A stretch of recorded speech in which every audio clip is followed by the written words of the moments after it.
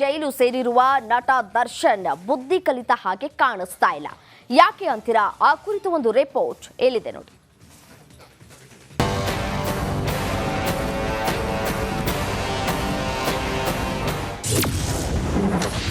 ಜೈಲಲ್ಲಿ ಕರಿಯನ ಸುತ್ತ ರೌಡಿ ಕೋಟೆ. ದರ್ಶನ್ಗೆ ಖತರ್ನಾಕ್ಗಳ ಬಹುಪರಾಕ್. ರೇಣುಕಾ ಸ್ವಾಮಿಯನ್ನ ಪುಡಿ ರೌಡಿಗಳ ರೀತಿ ಕಿಡ್ನಾಪ್ ಮಾಡಿ ಚಿತ್ರಹಿಂಸೆ ಕೊಟ್ಟು ಕೊಂದವರ ನಾಯಕ ದರ್ಶನ್ ಈಗ ಪರಪ್ಪನ ಅಗ್ರಹಾರ ಸೆಂಟ್ರಲ್ ಜೈಲ್ ಸೇರಿ ಬರೋಬ್ಬರಿ 35ಕ್ಕೂ ಹೆಚ್ಚಿನ ದಿನವಾಗಿದೆ. ದರ್ಶನ್ ಬಹಳ ಒಳ್ಳೆಯ ಮನುಷ್ಯ, ಯಾರಿಗೂ ನೋವು ಮಾಡಲ್ಲ ಎಂಬ ಅಭಿಮಾನಿಗಳಿಗೆ ಮೊದಲ ಶಾಕ್ ಕೊಲೆ ಕೇಸ್ನಲ್ಲಿ ಜೈಲು ಸೇರಿದ್ದು. ದುರ್ಜನರ ಸಹವಾಸದಿಂದ ರೇಣುಕಾ ಸ್ವಾಮಿ ಕೊಂದಿದ್ರು, ಇದೀಗ ಅದೇ ರೀತಿ ಜೈಲಲ್ಲೂ ದುಷ್ಟಕೂಟವನ್ನ ಸೇರ್ತಿದ್ದಾರಂತೆ.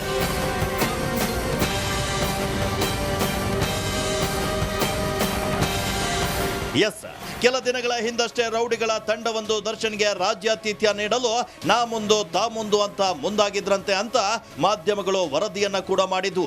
ಇದೀಗ ಆ ಮಾತು ಸತ್ಯ ಎಂಬ ವಿಷಯ ಚರ್ಚೆಯಾಗ್ತಾ ಇದೆ. ಜೈಲಿನಲ್ಲಿರುವಂತಹ ಕರಿಯನ ಸುತ್ತ ಬೆಂಗಳೂರಿನ ಘಟಾನುಘಟಿ ರೌಡಿಗಳು ಸುತ್ತುವರೆದಿದ್ದಾರೆ ಎನ್ನಲಾಗ್ತಾ ಇದೆ.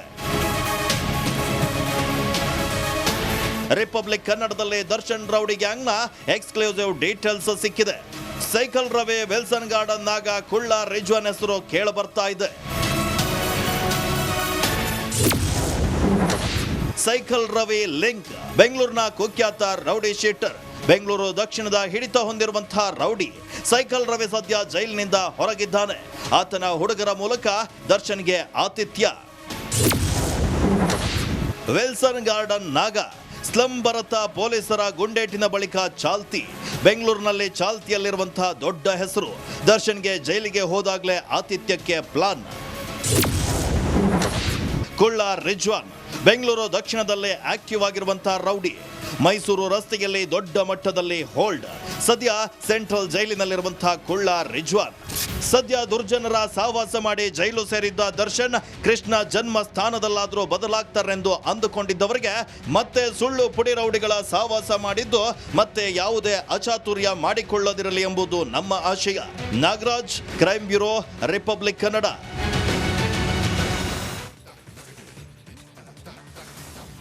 ಜೈಲು ಸೇರಿದ ಮೇಲೆ ಅವರಿಂದಲೇ ನನಗೆ ಈ ಗತಿ ಬಂದಿದ್ದು. ಪೊಲೀಸರ ಮುಂದೆ ಎಲ್ಲ ಹೇಳಿ ನನ್ನ ಲಾಕ್ ಮಾಡಿದ್ದಾರೆ. ಅವರನ್ನ ಇನ್ನೊಮ್ಮೆ ನೋಡಬಾರ್ದು ಅಂತಿದ್ದ ದಾಸ ಸೈಲೆಂಟ್ ಆಗಿ ಚೇಂಜ್ ಆಗ್ತಾ ಇದ್ದಾರೆ. ಯಾರದು? ಆ ಕುರಿತ ರಿಪೋರ್ಟ್ ಇಲ್ಲಿದೆ ನೋಡಿ.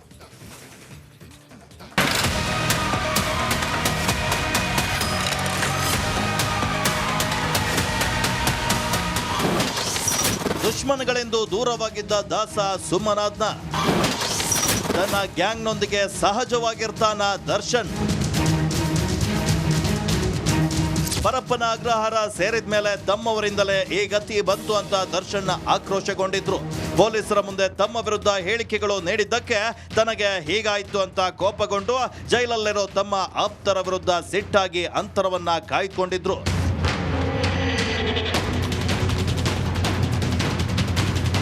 ಜೈಲು ಸೇರಿದ ಮೇಲೆ ಇತರೆ ಆರೋಪಿಗಳಿಂದ ದರ್ಶನ್ ಅಂತರ ಕಾಯ್ದುಕೊಂಡಿದ್ರು. ಅವರಿಂದಲೇ ತನಗೆ ಈ ಗತಿ ಬಂತು ಅಂತ ಗುಡುಗಿದ್ರು. ಉಳಿದ 16 ಆರೋಪಿಗಳ ಹೆಸರೆತ್ತಿದ್ರೆ ಸಿಡುಕ್ತಾ ಇದ್ದ ದರ್ಶನ್ಗೆ ಸತ್ಯದ ದರ್ಶನವಾಗ್ತಾ ಇದೆ.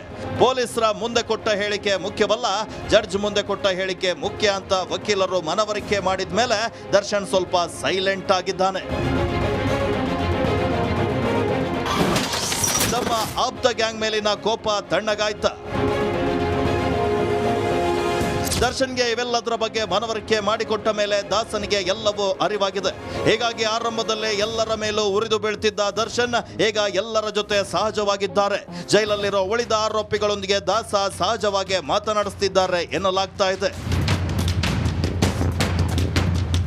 ಕೊಲೆ ಕೇಸ್ನಲ್ಲಿ ಲಾಕ್ ಆಗಿರುವಂತಹ ಇತರೆ ಆರೋಪಿಗಳ ಮೇಲಿನ ಕೋಪ ತಣ್ಣಗಾದ ಮೇಲೆ ದಾಸ ತಣ್ಣಗಾಗಿದ್ದಾನೆ ಎನ್ನಲಾಗ್ತಾ ಇದೆ. ಹೀಗಾಗಿ ಎಂದಿನಂತೆ ಮಾತನಾಡಲಿದ್ದಾರೆ ಎನ್ನಲಾಗ್ತಾ ಇದೆ. Bureau report, republic Kannada. ನಿನ್ನೆ ಸಿಗ್ಲಿಲ್ಲ, ಮೊನ್ನೆಯೂ ಸಿಗ್ಲಿಲ್ಲ, ನಾಳೆಯಾದರೂ ಮನೆಯೂಟ ಸಿಗುತ್ತಾ ಅಂತ ದರ್ಶನ್ ಕಾತರದಿಂದ ಕಾಯ್ತಾ ಇದ್ದಾನೆ. ಊಟಕ್ಕಾಗಿ ಎದುರು ನೋಡ್ತಾ ಇರೋ ದಾಸನ ಊಟದ ಅರ್ಜಿ ವಿಚಾರಣೆ ನಾಳೆ ನಡೆಯಲಿಕ್ಕಿದೆ. ಆ ಕುರಿತ ಒಂದು ವರದಿ ಎಲ್ಲಿದೆ ನೋಡಿ.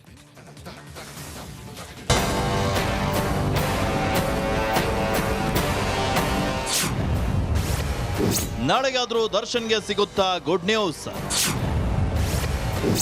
ಮನೆಯೋಟಕ್ಕಾಗಿ ಕಾದು ಕಾದು ಸುಸ್ತಾದ ದರ್ಶನ್.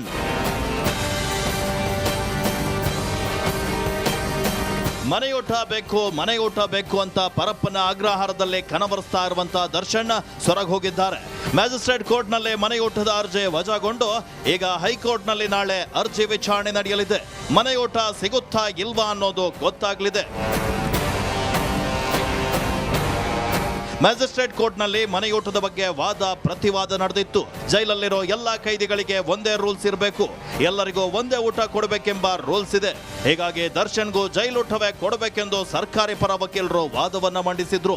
ವಾದ ಪ್ರತಿವಾದ ಆಲಿಸಿದ ಬಳಿಕ ದರ್ಶನ್ ಅರ್ಜಿಯನ್ನ ವಜಾಗೊಳಿಸಲಾಗಿತ್ತು. ಬಿರಿಯಾನಿ ಸಿಗುತ್ತಾ ಅಥವಾ ಮುದ್ದೆನೆ ಫಿಕ್ಸಾ? ಮ್ಯಾಜಿಸ್ಟ್ರೇಟ್ ಕೋರ್ಟ್ನಲ್ಲಿ ಅರ್ಜಿ ವಜಾಗೊಂಡ ಬಳಿಕ ಈಗ ಹೈಕೋರ್ಟ್ನಲ್ಲಿ ಅರ್ಜಿ ವಿಚಾರಣೆ ನಾಳೆ ನಡೆಯಲಿದೆ. ಹೈಕೋರ್ಟ್ನಲ್ಲೂ ಹಲವು ಕಾರಣಗಳನ್ನು ಮುಂದಿಟ್ಟು ದರ್ಶನ್ ಪರ ವಕೀಲರು ವಾದ ಮಾಡಲಿದ್ದಾರೆ.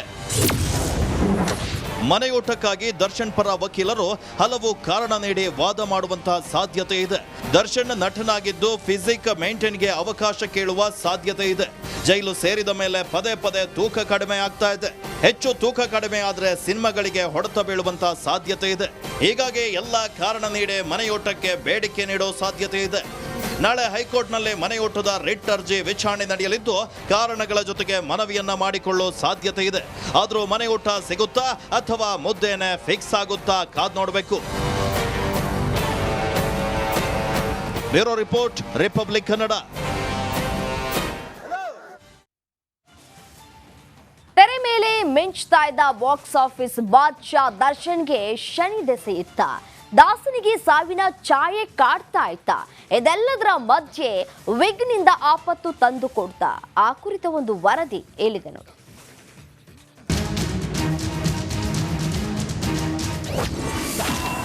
ಕಾಟೇರನಿಗೆ ಕಾಡ್ತಿತ್ತ ಶನಿದಸೆ. ಸಂಕಷ್ಟದಲ್ಲಿ ಸಿಲುಕಿದ್ರ ದರ್ಶನ್. ವೇಗ್ ತೊಟ್ಟು ಆಪತ್ತು ತಂದುಕೊಂಡ್ರ. ಸಾಲು ಸಾಲು ಸಮಸ್ಯೆಗಳನ್ನು ಎದುರಿಸುತ್ತಿರುವ ಚಾಲೆಂಜಿಂಗ್ ಸ್ಟಾರ್ ದರ್ಶನ್ಗೆ ಶನಿದಸೆ ಇತ್ತಂತೆ. ಅವರ ಬೆಂಬಿಡದೆ ಕಾಡ್ತಿದ್ದ ಶನಿದೇವ ಬ್ಯಾಕ್ ಟು ಬ್ಯಾಕ್ ತೊಂದರೆಗಳನ್ನು ಕೊಟ್ಟಿದ್ದಾನೆ ಅಂತ ರಿಪಬ್ಲಿಕ್ ಕನ್ನಡಕ್ಕೆ ಅಮ್ಮಾಜಿ ಚಂದಾ ಪಾಂಡೆ ಹೇಳಿದ್ದಾರೆ.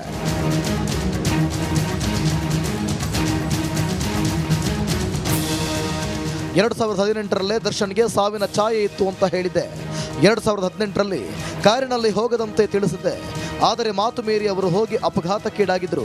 ಈ ವೇಳೆ ಶನಿ ಸಮಸ್ಯೆ ಇರುವ ಬಗ್ಗೆ ತಿಳಿಸಿದ್ದೆ. ಆದರೆ ನಂತರ ನಮ್ಮ ಸಂಪರ್ಕದಿಂದ ದರ್ಶನ್ ದೂರವಾದರು. ಕಾರ್ ರೇಸಿಗೆ ಹೋಗ್ತಾರಂತೆ ಅನ್ನುವ ವಿಚಾರ ಬಂದಾಗ ತಕ್ಷಣ ನನಗೆ ಫೋಟೋ ತೋರಿಸು ಅಂದೆ. ಯಾಕಂದರೆ ನನಗೆ ಅವರ ಬೆನ್ನ ಹಿಂದೆ ಸಾವಿನ ಛಾಯೆ ಕಂಡಿದ್ದಕ್ಕೆ ಅವರ ಕಾರಿನ ಫೋಟೋ ನೋಡಬೇಕು ಅಂತ ನಾನು ಇಷ್ಟಪಟ್ಟೆ. ಫೋಟೋ ತೋರಿಸಿದಾಗ ಕ್ಲಿಯರ್ ಕಟ್ಟಾಗಿ ನನಗೆ ದೇವಿಯ ಅನುಗ್ರಹದಿಂದ ಗೊತ್ತಾಗಿದ್ದೇನೆಂದರೆ ಈ ರೇಸಲ್ಲಿ ಅವರು ಹೋದರೆ ವಾಪಸ್ ಬರಲ್ಲ ಅನ್ನುವಂಥ ವಿಚಾರ ಗೊತ್ತಾಯಿತು. ಅಂದರೆ ಆ ಒಂದು ದೊಡ್ಡ ಕಂಟಕ ಇದೆ ಅನ್ನುವ ವಿಚಾರ ಗೊತ್ತಾದಾಗ ನಾನು ಆ ಹುಡುಗನಿಗೆ ಹೇಳಿದೆ, ನಿನ್ನ ಸ್ನೇಹಿತನಿಗೆ ಹೇಳು ಈ ಕಾರ್ ರೇಸಿಗೆ ಹೋಗಬೇಡ ಅಂತ. ಸದಾ ಸಮಸ್ಯೆಗಳಲ್ಲಿ ಸಿಲುಕುತ್ತಿದ್ದ ದರ್ಶನ್ಗೆ ಶನಿ ಕಾಟವಿದೆ ಅಂತ ಅಮ್ಮಾಜಿ ಹೇಳಿದ್ರಂತೆ. ಅಲ್ಲದೆ ವಿಗ್ ಹಾಕಿ ಹೇರ್ ಸ್ಟೈಲ್ ಮಾಡಿದ್ದೆ